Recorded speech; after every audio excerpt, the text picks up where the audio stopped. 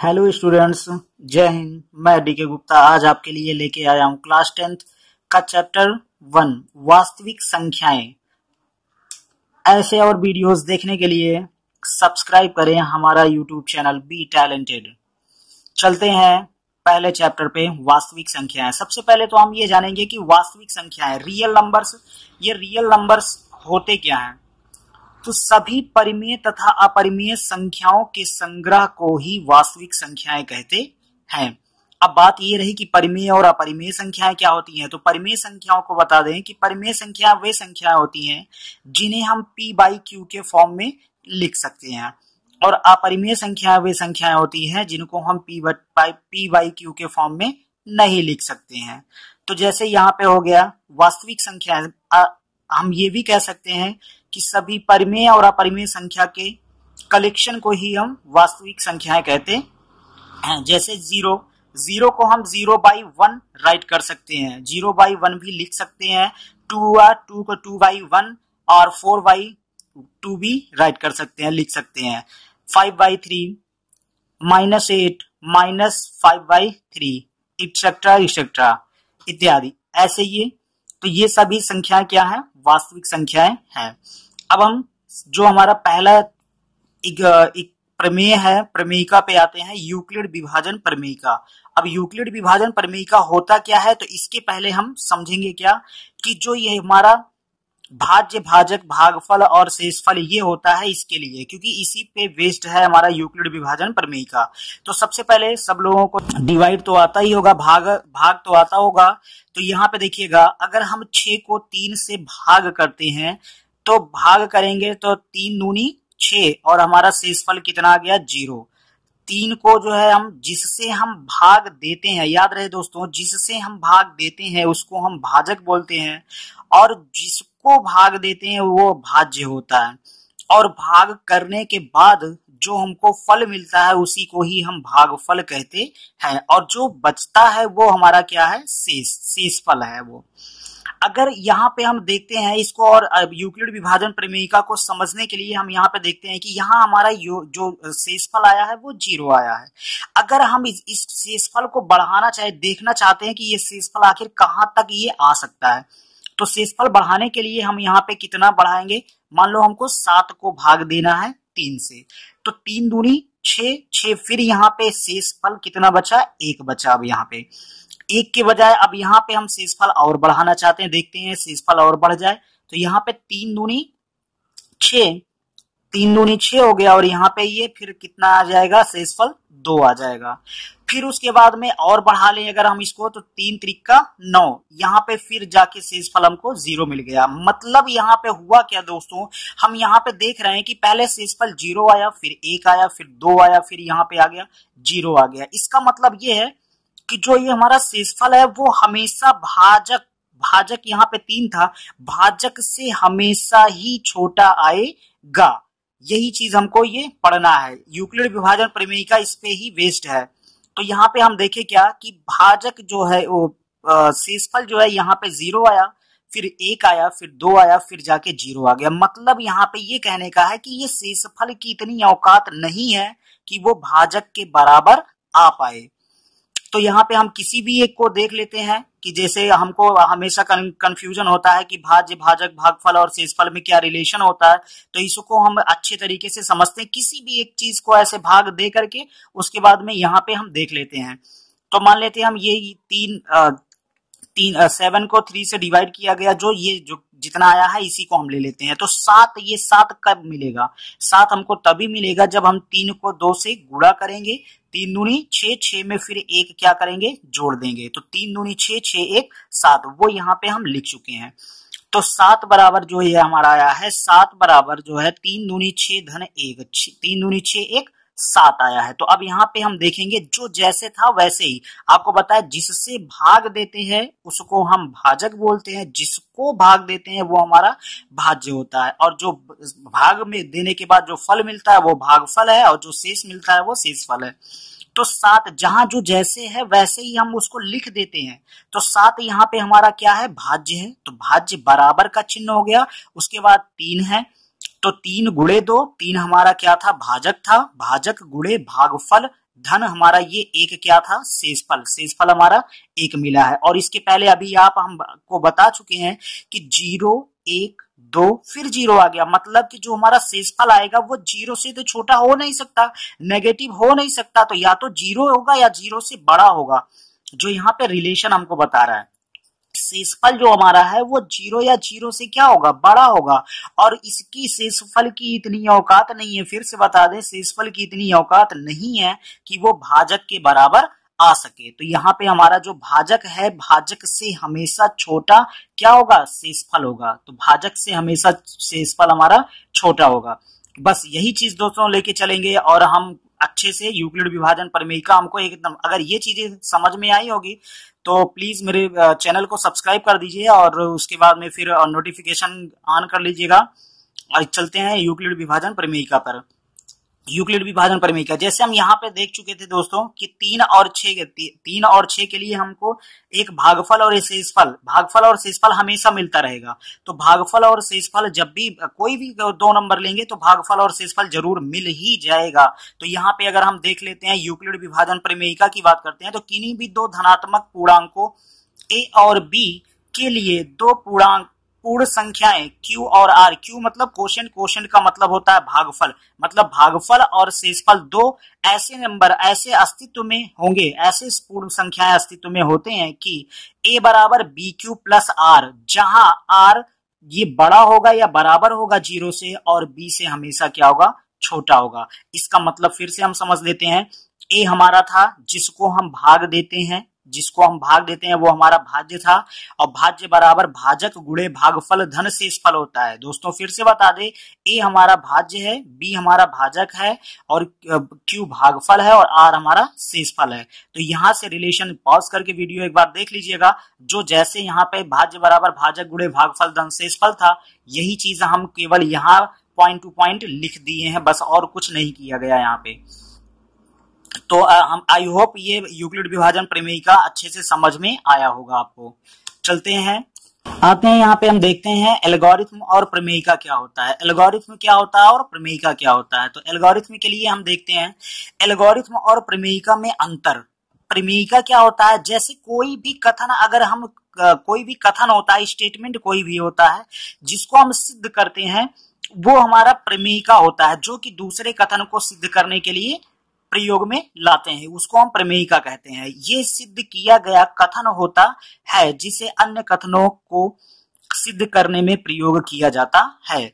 जैसे हमारा यूक्लिड विभाजन अभी प्रमेयिका हुआ। और एल्गोरिथम क्या होता है, एल्गोरिथम क्या होता है, एल्गोरिथम सुपरिभाषित पदों की एक श्रेणी है जो समस्याओं को हल करने की विधि बताती है। मतलब कि अगर हम ये प्रमेयिका का प्रयोग करके अगर हम पॉइंट टू पॉइंट लगाते चले जाएंगे और हमारा जो है ये जो विधि आएगी, मतलब कि किसी चीज को निकालने के लिए प्रमेयिका का उपयोग करके अगर हम किसी चीज को निकालेंगे तो यही जो प्रोसेस होता है, जो विधि होती है, उसी को हम क्या बोलते हैं, एल्गोरिथम बोलते हैं। यहाँ पे नोट दोस्तों देखिएगा, नोट क्या होता है, यूक्लिड विभाजन एल्गोरिथम 2 धनात्मक संख्याओं का मासापा मतलब महत्तम समापवर्त ज्ञात करने में किया जाता है। यूक्लिड एल्गोरिथम अगर हमको मासा अगर निकालना है किसी भी 2 संख्या या 2 से अधिक संख्याओं का, तब हम यहाँ पे यूक्लिड विभाजन एल्गोरिथम का प्रयोग करते हैं। तो अब आई होप समझ में आया होगा, प्रमेयिका और एल्गोरिथम में अंतर भी समझ में आया होगा और यूक्लिड विभाजन प्रमेयिका भी समझ में आ गया होगा। अब चलते हैं क्वेश्चन की तरफ, क्वेश्चन देखते हैं यहाँ पे कैसे है। तो पहले क्वेश्चन की तरफ चलते हैं। पहला क्वेश्चन हमारा है कि यूक्लिड विभाजन एल्गोरिथम का प्रयोग करके निम्नलिखित के मासा ज्ञात कीजिए। पहला क्वेश्चन है, 3 क्वेश्चन यहाँ पे हम दे रखे हैं, लेकिन तीनों क्वेश्चन हम नहीं बताएंगे, एक क्वेश्चन जो अच्छे से समझा देते हैं, बाकी 2 क्वेश्चन आप खुद से करिएगा। तो पहला क्वेश्चन हम यहाँ पे सॉल्व करते हैं। 135 और 225 इन दोनों का मासा निकालना है हमको। तो सबसे पहले ये देखा जाता है बेटा कि इस दोनों संख्याओं में जिस नंबर का मासा निकालना है, दोनों संख्याओं में कौन संख्या बड़ा है। तो जैसे जो बड़ा रहेगा, यहाँ पे देख रहे हैं हम कि 225 बड़ा है 135 से, 225 135 से बड़ा है, तो बड़े को हमेशा याद रखिएगा बेटा, बड़े संख्या को ही हमेशा भाज्य मानते हैं और छोटे को क्या मानते हैं, भाजक मानते हैं, क्योंकि छोटा ही बड़े को क्या होता है, विभाजित करेगा। तो यहाँ पे हमेशा बड़े को भाज्य और छोटे को क्या मानेंगे, भाजक मानेंगे। तो यहाँ पे प्रोसेस वही अब देखे होंगे आप, डिवाइड तो किए होंगे। तो 135 से 225 को हम विभाजित करते हैं। तो 225 को 135 से विभाजित करेंगे तो एक बार जाएगा, यहाँ पे 135 हो गया, और इसको माइनस करने पे कितना आ गया, 90। तो ये आपका शेषफल बचा 90। लेकिन दोस्तों अब यहाँ पे यही आंसर नहीं हुआ, ये आंसर 135 नहीं हुआ। अभी हम यहाँ पे ये प्रोसेस हम तब तक करते चले जाएंगे जब तक कि ये हमारा यूक्लिड विभाजन, यहाँ पे यूक्लिड विभाजन प्रमेय का प्रयोग हुआ है। क्योंकि अगर 225 अगर निकालना है तो 135 गुणे 1 धन 90 करेंगे तब 225 मिल जाएगा। भाज्य बराबर भाजक गुणे भागफल धन शेषफल, ये जाके मिल जाएगा। लेकिन यहाँ पे ये प्रोसेस हमको बार बार लगाना है, तब तक लगाना है जब तक 90 के बजाय ये जो 90 आया है यहाँ पे हमको शेषफल 0 ना मिल जाए। अब फिर दोस्तों यहाँ पे इसके बाद जो करना है वो शेषफल से जो हमारा भाजक था, भाजक को अब यहाँ पे हमको भाज्य बना लेना है। तो 90 से 135 को डिवाइड करेंगे तो यहाँ पे एक बार जाएगा, 90 के 90 45 आ गया। फिर यहाँ पे शेषफल 0 नहीं है, शेषफल अगर 0 होता तो स्टॉप कर देते, लेकिन शेषफल 0 नहीं है। तो यहाँ पे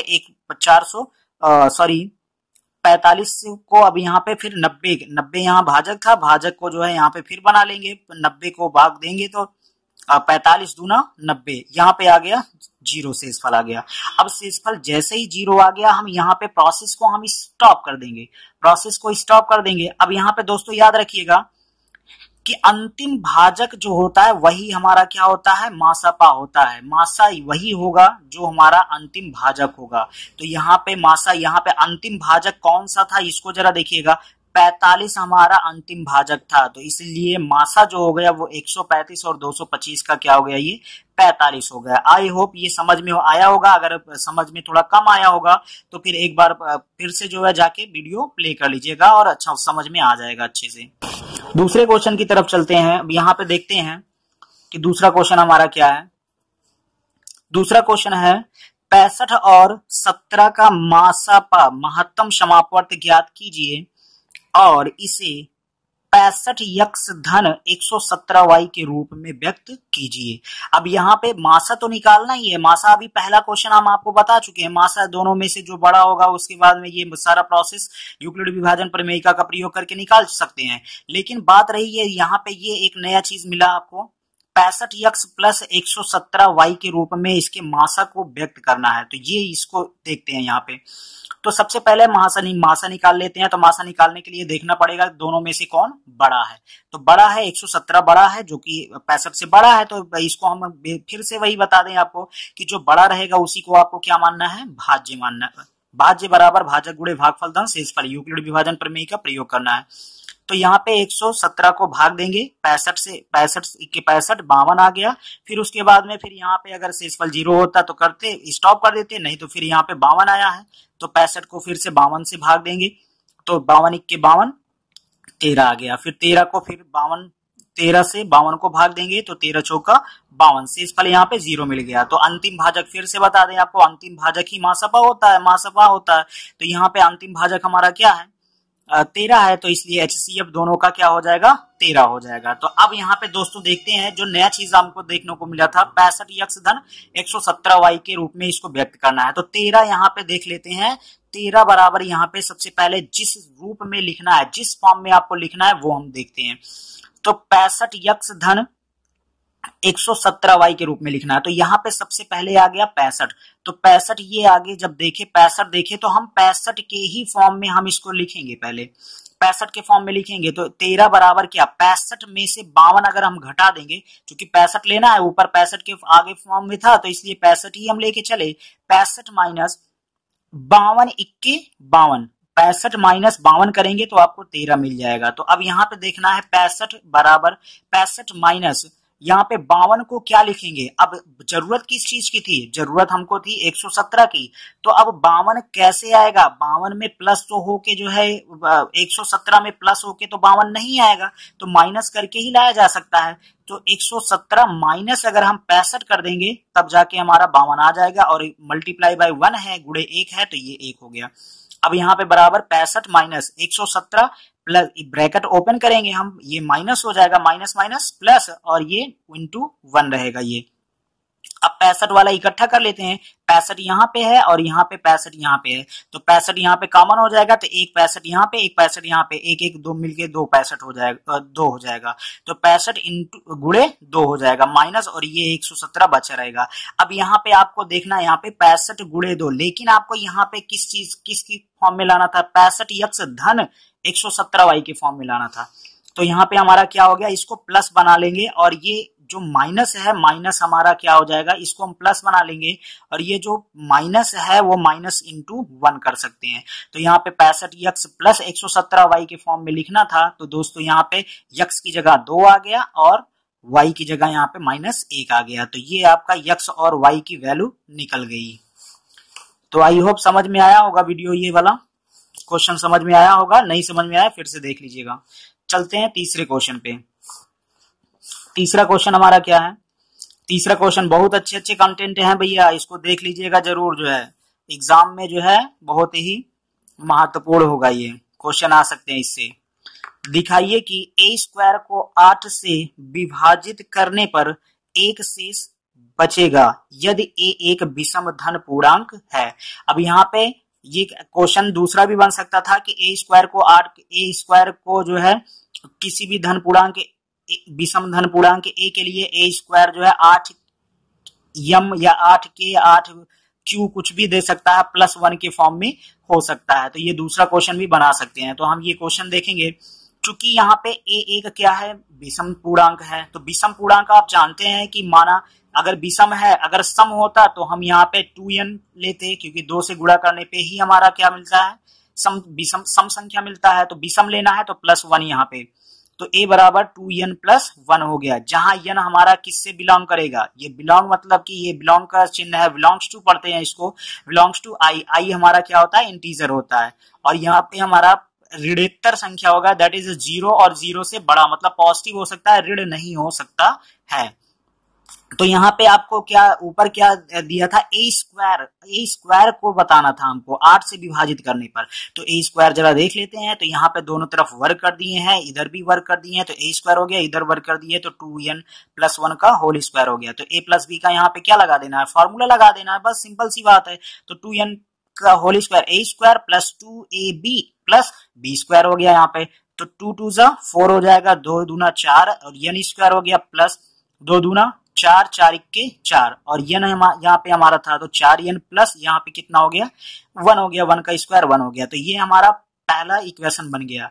अब यहाँ पे आपको एक चीज देखना है, देखना ये है बेटा कि चूंकि n एक हमारा क्या है, ऋणेतर पूर्णांक है, और ऋणेतर पूर्णांक मतलब ऋण ना हो, यहाँ पे देखिएगा कंफ्यूजन नहीं और कंफ्यूज नहीं होना है। ऋणेतर मतलब कि ये नहीं ना समझ लीजिएगा कि ऋण वाला पूर्णांक है, ऋणेतर मतलब कि ऋण ना हो, ऋण ना हो तो क्या होगा, या तो 0 होगा या तो 0 से बड़ा होगा, दैट इज धनात्मक होगा।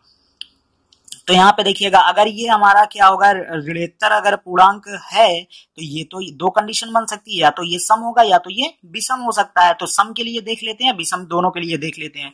तो प्रथम स्थिति यदि n बराबर हमारा सम है, तो माना n बराबर अगर सम है तो आपको 2 को जो है गुणांक में लेना पड़ेगा, तो 2q मान लिए, जहां q हमारा फिर i में कंटेन करेगा।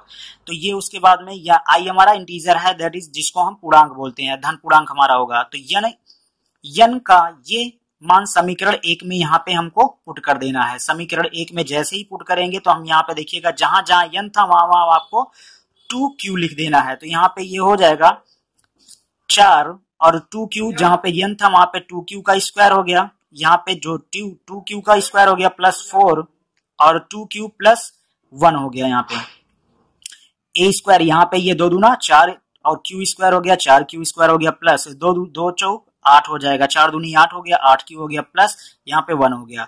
अब इसको गुणा करने के बाद यहाँ पे 4 चौक 16q स्क्वायर मिल जाएगा धन, यहाँ पे हो जाएगा 8q और ये धन 1 हो जाएगा। अब यहाँ पे देखिएगा दोस्तों, यहाँ पे आपको करना है 8 से विभाजित करने पर, तो 8 आपको बाहर ले लेना है, बाकी जो बचेगा उसको छोड़ देना है। वैसे तो यहाँ पे देखिएगा कि यहाँ पे 8 इन दोनों में कॉमन हो गया, तो यहाँ बचेगा 2q² प्लस 1 बचेगा, और ये प्लस 1 को क्योंकि इसमें कॉमन हो नहीं सकता तो इसलिए इस चीज को हम यहाँ पे छोड़ देंगे, तो बाहर ये 1 ऐसे ही लिख दिए। अब यहाँ पे a² जो आया है वो आपका आ गया क्या, 8m प्लस 1, मतलब इस चीज को हम यम का मान लेंगे। जहां यहाँ पे ये लिखा हुआ है यहाँ यम बराबर जो है 2q² धन q हो जाएगा, इसको हम एक नया का मान लेंगे, यम मान लिए। तो ये हमारा 8m प्लस 1 के फॉर्म में, मतलब कि 8 से विभाजित करने पे ये आपका 1 क्या बन जाएगा, 1 हमारा शेषफल में बच जाएगा। दूसरी स्थिति लेते हैं कि यदि n एक विषम संख्या है, तो विषम संख्या के लिए फिर उससे वही 2q प्लस 1 लेना है, तो 2q प्लस 1 ले लेंगे, जहां q जो है वो कंटेन करेगा, बिलोंग करेगा i से, i हमारा पूर्णांक है। यहाँ ये n का मान किस में रखेंगे, फिर समीकरण 1 में, यहाँ पे समीकरण 1 में फिर से आपको रख देना है। तो समीकरण 1 में रखते हैं, देखते हैं क्या मिलता है। समीकरण 1 में रखने पर यहाँ पे देखेंगे क्या मिल गया हमको। समीकरण 1 में रखें तो जहां जहां n था वहां हम क्या रख दिए हैं कि 2q प्लस 1 रख दिए, तो 4 2q प्लस 1 का whole square plus 4 2q plus 1 plus 1 हो गया। तो फिर a प्लस b का यहाँ होल स्क्वायर लगा दिए हैं, 4 से गुणा कर दिए हैं यहाँ पे ये चीज पूरा, और ये 4 से मल्टीप्लाई यहाँ पे कर दिए हैं, तो 4 दूनी 8q हो जाएगा, और ये 4 1 4 हो गया, और प्लस 1 यहाँ पे हमको बचा के रखना। क्यों बचा के रखना, क्योंकि शेषफल आपको बताना था, शेषफल 1 आएगा, तो यहाँ पे ये हो जाएगा, मल्टीप्लाई 4 से कर दिए, ये हो गया। अब यहाँ पे देखना है q² इस लाइन में पूरे में कहाँ पे है, केवल एक जगह, तो ये हो गया, और q वाला यहाँ पे भी है और यहाँ पे भी है, तो 16 और 8, ये 16 8 मिलके 24 q हो गया, और 4 और 4 कितना हो गया, 8 हो गया, और एक धन ये हमको अलग से बचा के रख लेना है। अब यहाँ पे दोस्तों ध्यान देना है कि 8 यहाँ पे 8 से विभाजित करना था, तो 8 किस में कॉमन आएगा, टोटल में तो कॉमन आ नहीं रहा है, तो यहाँ से इसमें कॉमन आ रहा है, तो इसमें कॉमन बना लिए, 8 यहाँ पे कॉमन बन गया, तो 8 दूनी 16, ये हो जाएगा 2q² प्लस 3q प्लस 1, और ये प्लस 1 आपको अलग से बच गया है, तो इसको एक नया कांस्टेंट फिर से मान लेंगे। तो यहाँ पे यम मान लिए हैं, q भी कुछ भी मान सकते हैं आप, तो यम ले लिए, तो a² बराबर क्या हो गया, 8m प्लस 1 हो गया, जहां यम हमारा क्या हो गया, ये चीज टोटल। यहाँ भी आप देख रहे होंगे एक क्या बन रहा है, शेष बच रहा है। तो दोनों ही स्थितियों में 8 से विभाजित करने पर शेष क्या बन रहा है, एक बच जा रहा है। अतः a² को 8 से विभाजित करने पर एक शेष बचता है, जहां एक कोई क्या है, विषम धन पूर्णांक होता है। आई होप समझ में आया होगा वीडियो, अगर नहीं समझ में आया होगा एक बार फिर से रिप्ले कर लीजिएगा। अगला क्वेश्चन है हमारा, एक क्वेश्चन आपको हम होमवर्क में देते हैं, ये आप जरूर करिएगा, एकदम सेम ऐसे ही इसी टाइप के क्वेश्चन है होमवर्क में। ये हमारा है क्वेश्चन नंबर 4 हमारा होमवर्क में है। आप इसको पॉज करके, वीडियो पॉज करके देख लीजिएगा, और इसको लगा के जो है कमेंट बॉक्स में कमेंट करके बताइएगा कितना है, कैसे क्या हुआ कि नहीं हुआ। अगर नहीं हुआ होगा तो फिर बताइएगा, जो भी प्रॉब्लम होगी जो है हम बताएंगे आपको। अब यहाँ पे उसके बाद देखते हैं 5 नंबर क्वेश्चन, एक नए क्वेश्चन के साथ देखते हैं यहाँ पे एक नया क्वेश्चन जो कि, और इसके बाद जो है अच्छे से देखिएगा, इसके बाद एक क्वेश्चन आपको होमवर्क भी फिर से मिलने वाला है। तो यहाँ पे देखते हैं कि समूह ए बी और सी में क्रमशः 156, 208 और 260 छात्र हैं। उनको एक ट्रिप यात्रा पर ले जाने के लिए बसें किराए पर ली जानी है। बसों की न्यूनतम संख्या ज्ञात कीजिए यदि प्रत्येक बस में समान संख्या में छात्र समायोजित हो तथा प्रत्येक समूह के लिए बसें अलग हो। तो यहाँ पे आपको करना क्या है, पहली बात तो बसों की न्यूनतम संख्या ज्ञात करनी है। क्वेश्चन को अच्छे से समझिएगा, बस जो है कम से कम बस अरेंज करें, क्योंकि सबके पास इतना पैसा होता नहीं है कि एक एक बस करके एक एक लोग लेके जाएं, इसलिए जो है बसों की न्यूनतम संख्या, और ऐसा नहीं कि जितने मन के है उतने बस में भर जाने हैं, ऐसा भी नहीं है। बस में जो है समान संख्या में छात्र समायोजित किए जा रहे हैं, और प्रत्येक समूह के लिए अलग अलग बस भी है। ऐसा नहीं है कि ए के लिए वही बस, बी के लिए बी छात्र वही उसी में बैठ जाएं, नहीं बैठना है, सबके लिए अलग अलग बस है, और सब में समान संख्या में बच्चों की संख्या भी होनी चाहिए। तो यहाँ पे देखते हैं कि बसों की संख्या, इसको यहाँ पे सबसे पहले क्या करेंगे कि बसों की संख्या न्यूनतम तभी होगा जब प्रत्येक बस में अधिक से अधिक समान संख्या में छात्र बैठाए जाएं। मतलब कि जब अगर समान संख्या में अधिक से अधिक समान संख्या जो होगी अगर उसमें बैठाए जाएंगे तभी जो है न्यूनतम बसों की संख्या होगी। अब यहाँ पे प्रत्येक बस में अधिकतम छात्रों की जो संख्या होगी वो कितना होगा, जैसी बात है कि 156, 208 और 260 का मासा जो होगा महत्तम समापवर्त जो होगा वही क्या होगा, अधिकतम छात्रों की संख्या देगा। तो यहाँ पे सबसे पहले इन तीनों का हम क्या करते हैं, निकाल लेते हैं अच्छे से, क्वेश्चन वो मासा निकाल लिया जाता है। तो तीन चीज का मासा, हाँ इसके पहले वीडियो में केवल दो का निकाले, यहाँ पे हम बताएंगे आपको कि अगर तीन नंबर है तो उनका मासा कैसे निकाला जाएगा। तो सिंपल सी बात है भैया कि यहाँ पे 1 से 156 और किन्हीं भी दो संख्या का क्या करेंगे, किन्हीं भी दो संख्या का हम सबसे पहले मासा निकाल लेंगे।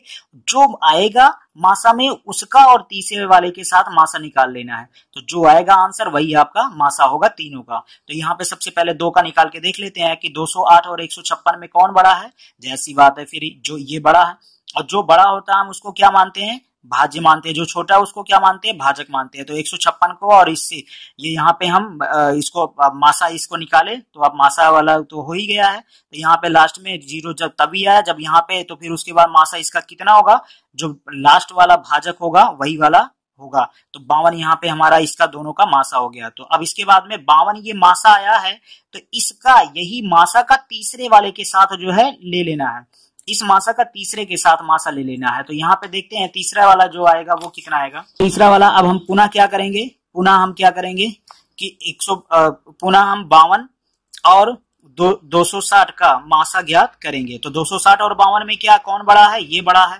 तो 260 का फिर 52 से हम क्या करेंगे, भाग करेंगे, शेषफल 0 आ गया। एक ही बार में 5 बार गया, यहाँ पे 0 आ गया। तो यहाँ पे सबसे लास्ट भाजक कौन सा है, लास्ट भाजक हमारा यहाँ पे कौन सा है, 52 है। तो 52 यहाँ पे लास्ट भाजक हो गया। तो इन दोनों का मासा जो आया वो कितना आया, 52 आया। इसका मतलब तीनों का, क्योंकि ये 52 जो आया था पहले वो दो का मासा था और दो का तीसरे के साथ लिए, तो तीसरे का, इसका मतलब तीनों का जो मासा आ गया वो कितना आ गया, 52 आ गया।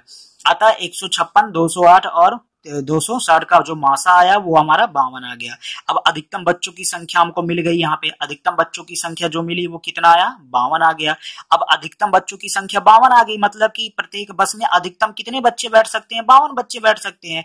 तो अब यहाँ पे हमको देखना क्या है, यहाँ पे हमको ये देखना है कि समूह ए में कितने बच्चे थे, 156 बच्चे थे। तो अब 156 बच्चे और एक बस में 52 बच्चे बैठेंगे तो कितने बच्चे बैठ पाएंगे यहाँ पे। और उसके बाद में फिर 208 वाले में कितने बस लगेगा, कितना बस लगेगा, और सी वाले ग्रुप के लिए कितना बस लगेगा, 260 बच्चे इसमें थे। तो क्या करना है इसके लिए, इसको जो है 52 से सबको क्या करना है, कर देना है, विभाजित कर देना है। तो 156 को 52 से विभाजित करेंगे, इसके लिए 3 बस लगेगा ग्रुप ए के लिए। 208 के लिए 52 से विभाजित करेंगे तो 4 बस लग जाएगा, और इसके तीसरे वाले के लिए विभाजित करेंगे तो कितना बस लग जाएगा, 5 बस। मतलब टोटल जो बसों की संख्या आई वो आपका कितना आ गया, 12 आ गया। मतलब तीनों ग्रुप के लिए 12 जो है आपका बस अवेलेबल करना पड़ेगा आपको जो है। तो ये आई होप समझ में आया होगा वीडियो। एक नया आपको हम देते हैं, हम आपको एक नया क्वेश्चन देते हैं, वो उसी से रिलेटेड क्वेश्चन देते हैं। ये क्वेश्चन है, ये वीडियो को आप पॉज करके जो है अच्छे से अच्छे से आप राइट डाउन कर लीजिएगा, और जो आएगा आंसर आएगा वो कमेंट बॉक्स में कमेंट करके बताइएगा। क्वेश्चन को आप पॉज करके, वीडियो को पॉज करके क्वेश्चन को राइट कर लीजिए। आई होप समझ में आया होगा। अगर ऐसे ही और वीडियोस आपको चाहिए जो है तो मेरे चैनल बी टैलेंटेड को सब्सक्राइब करिए और लाइक करिए और इसको शेयर भी कर दीजिएगा। धन्यवाद। जय हिंद दोस्तों, जय हिंद।